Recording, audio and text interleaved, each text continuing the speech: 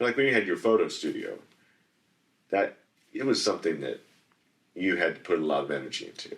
Yeah. You did in addition to having a full-time job. Yeah. And in addition to having 3 kids. Yeah.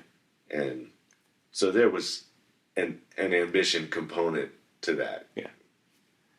Yeah. Clearly. And a lot of that for me at the time was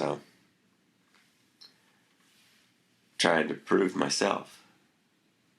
Yeah, I never held up to be the most artistic guy in the bunch doing photography. But at the same time, I wanted to do a good job, and I wanted to learn more, and I wanted to achieve to be as good as a lot of the people that were better than me. So I held it out as can I do this? And in the end, I knew that there was clearly more talented photographers than I was in the bunch. I was more of a technical guy. And Mom was more of a artistic person, even though she didn't ever accept it as that being that person. It always was that way, But we played our roles and did our thing and got a lot of satisfaction, fulfillment from it. And along the way, I pulled in a few allocates along the way. That one, yeah. That's when you could have screwed up any time. Yeah. But those two, yeah. But it helps to get that, when you're trying. Yeah. Getting that feedback's a good thing. So, and we learned along the way, and so we got a lot from it. And then when its time came, it just worked out really well for us. It's the right time to step away,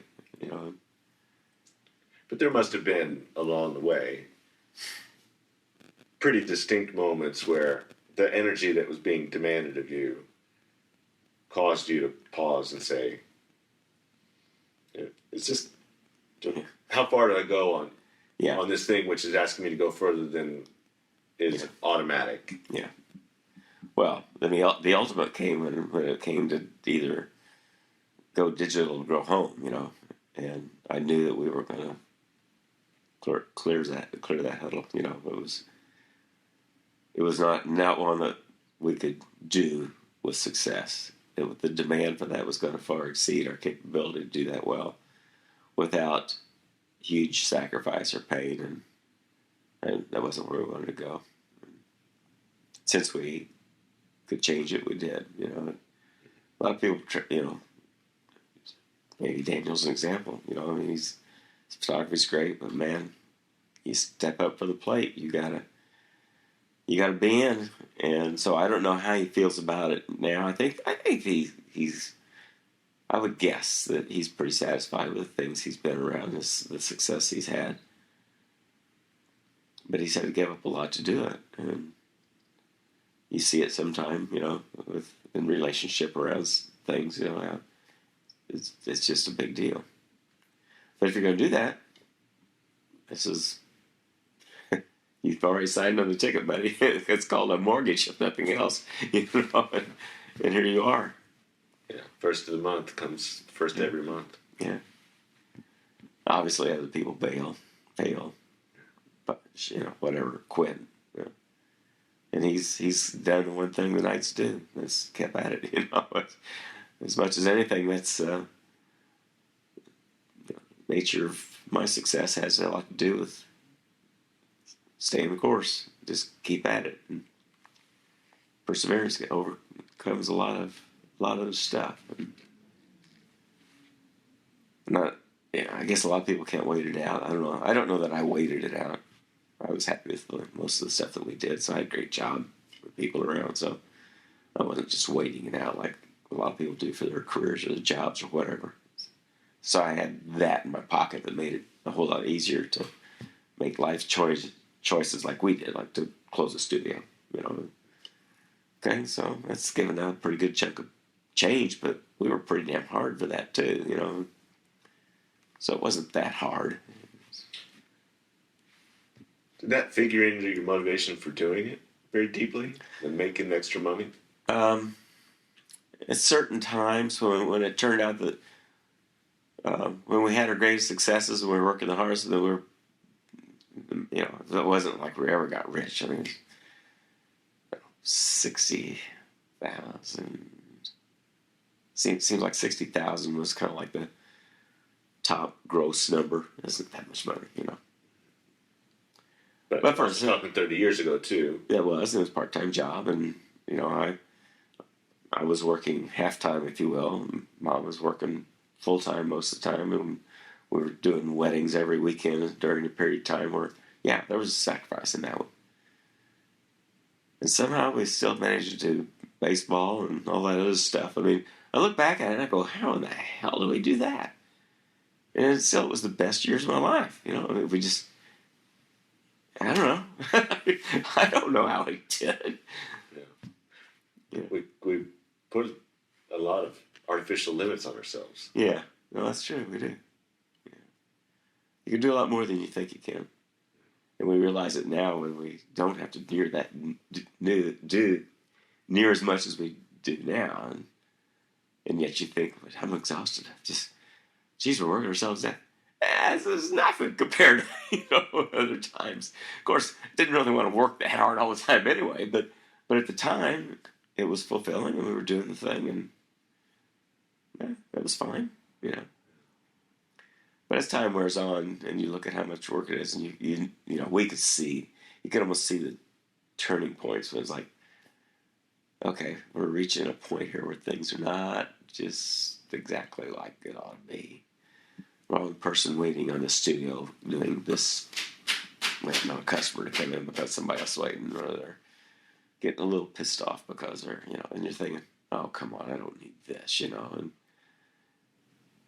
so the signs were there, and it took only a couple or 3 years, to finally just say, okay, we got to find a way to crank this down, and going digital did that for us. I saw the handwriting on the wall. I got lucky, sold all that digital equipment within 2 years at the most, maybe less, when other people were anxious to buy it. Sold analog. I mean, analog, yeah. Right. Yeah. Because they didn't see what was coming, or I guess there was still a market just because that's what it was. Yeah, whatever it was. But of course, we didn't sell it until we were closing, but we saw that we were going to have a change. And so that was integral to making the change, that this is not going to hold up. As soon as I started selling it, then I was able to sell it. And I wasn't trying to hoodwink anybody. It's just the way the markets were. But I figured it was coming, and it just happened so fast that I looked at it and said, whoa, that was almost clairvoyant, And it really did happen that fast. So sometimes you get lucky, There was a little bit of luck on that timing. I remember you telling me at one point that part of what you learned about it was how much you liked running a business. Yeah. So that there was taking the pictures, but then you actually really liked the business aspect of it. Yeah, up to certain points. I didn't enjoy marketing. I always found that to be kind of a pain in the ass kind of thing. We did all kinds of things to try to make it happen, And we did it, we cranked out stuff out of our printers and laser printer and flyers and all that stuff to do direct mail and try to make it happen. And I guess we had success doing it, but that part was constant aggravation. You needed somebody just to do that for you, That's exactly what I hate the most about being my own boss, whether it's for the photo business I run now, which, I ended up being dragged into kicking and screaming in a way. Yeah. or in my own art career, which I also, marketing isn't really the same in that way, but it exists in a form, and I hate it. Yeah, this is kind of like the Quicken discussion, I guess I liked accounting in some sort of strange way. I mean, making things balance. I think it's about making things balance is what it comes down to, Are we up or are we down? Are we staying even? Where are we at with this? And so it always gave me a real measuring stick. You can see this. You know what's happening right now and what you're doing. You sticking your neck out. We almost never stuck our neck out. We were a cash business that basically operated in the black throughout the whole time. I mean, the biggest risk we had was doing the studio, which Don and Allie got in on, and I mean they backed it. We paid payments for a few years, and then finally they said they just wrote a check off. Finally, it's like, okay, didn't see that coming, but okay, that was nice, and so yeah, that was a boost. It wouldn't have changed the outcome because we were still making the payments anyway, but it was a nice thing to add to it. So, but yeah, when you do those things, you ought to know where you're at. That's the way I look at it. These are things you need to know about whether you're doing the right decisions. Whether just in this case it's business decisions. I paid the bills, and how did you do them, and what was left over. It's very basic, but it always made me feel like at least I have this level of understanding. And at that level, I can also make decisions, which gives me the control of what I want to do with this. And if I could have always chosen all of my photography clients, I think I would have enjoyed the photography a lot more. But children, I just dreaded every one of them that came in. I'm turning my freaking business over to a 2-year-old. No. Make it stop. Yeah. What did I do wrong? It's the wrong business model. No. Families. I mean, just watch Daniel, what he went through just to get out of group there. And we're a pretty damn good group, we only got 2 littles, and they behaved admirably, And a whole room full of people who were used to having the camera pointed at them. Yeah. It probably didn't hurt anything. Yeah, but still, wow. I looked at that and thought. Somebody said, "You on the other side of the camera?" I said, "Hell no." Let him do his thing. I'm happy to step back and let it go. He is good at it. Yes, he is. Yes. Yeah. If you think back, and I don't know if this is. I may not have a leg to stand on with this line of thought, but if you're trying to define a successful career in the arts. If you look at Mel,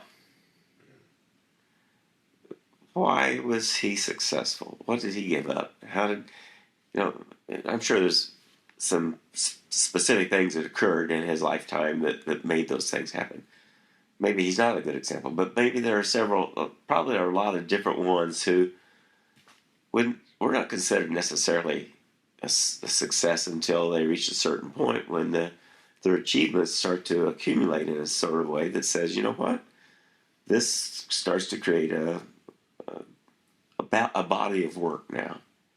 It's diverse in some ways, or in the other case, very specific and very successful. I think it can occur a lot of ways. But even then, when did you define that as success? And did it have to do with somebody suddenly comes out and publishes you and say, "Oh, here, okay, well that'd be nice," But if that's your goal, it's going to be very hard to just go out and achieve that. I mean, you can't just predict that. It's sort of those things that has to happen. Maybe somebody's better at it than another about promoting themselves and those sorts of things. But he said something to me exactly along these lines one time, where he went in the wilderness, so to speak, for a long time. He had some recognition as a young man, and then there wasn't a lot of financial success that came until later. So he struggled, but he kept at it. He said, I always thought about my making work as basically being like a family store. And what counts as success? That you're able to be open for business every morning. Yeah, that's a good idea. Yeah, good analogy, yeah. If you're open for business, then that means you're succeeding. Yeah. Because if you think of the family store models, like your family there, and you just, as long as you kept the store open, then that counts as doing it. Right. And that had a big impact on me because I just thought it dovetailed with probably what I already felt without knowing it. Yeah. And it is for any small business endeavor, it's sort of the same thing. Yeah. If you keep the doors open, that means you're doing it. Yeah, that's right. You guys have been doing it. Yeah. I mean, you really have. We've done it. Yeah. I'm proud of that. Yeah. Rightfully so. This might be a good time to go outside and see if the fire's still burning and do something a little bit different for a while. Agreed. Thank you. Yeah. My joy.